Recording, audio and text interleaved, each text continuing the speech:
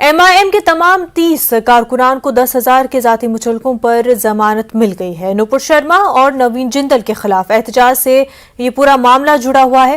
थाने में जबरदस्ती घुसकर पुलिस पर हमला करने के मामले में गिरफ्तारी हुई थी।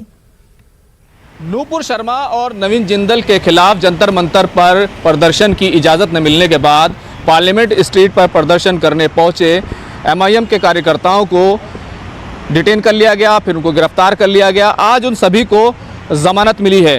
कोर्ट में क्या हुआ और किस तरीके से ज़मानत मिली, हमारे साथ ये तमाम वकीला की टीम मौजूद है जो उस वक्त कोर्ट में हाजिर थी। हिमाल साहब, क्या फ़ैसला आया है, किस तरह की चीज़ें हैं? देखिए, कोर्ट ने बेल ग्रांट कर दी है क्योंकि जो सेक्शन लगाए थे वो सब गैर ज़रूरी थे।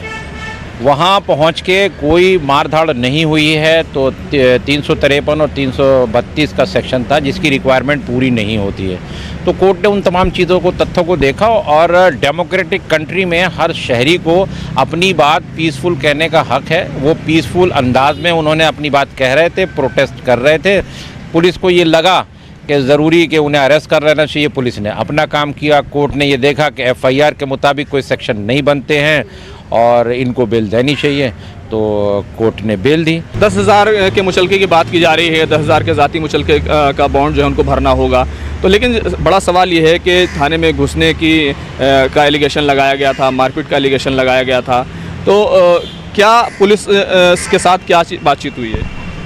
जी देखिए, ऐसा हुआ था कि जो पुलिस ने इल्ज़ाम लगाए हैं वो ये है कि 4 जो है पुलिस वालों को इंटरनल इंजरीज हुई हैं इन लोगों के ज़रिए, मुल्ज़िमान के ज़रिए।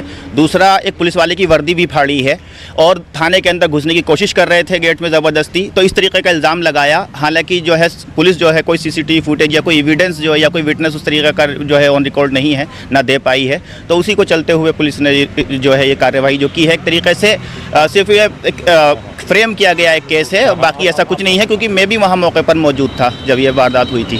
सीधी बात यही है, सीधी खबर यही है कि एमआईएम के जो 30 के घर लगभग कार्यकर्ता थे, लीडर्स थे, उन सभी को 10,000 के ज़ाती मुचलके पर पटियाला हाउस कोर्ट से ज़मानत मिल गई है।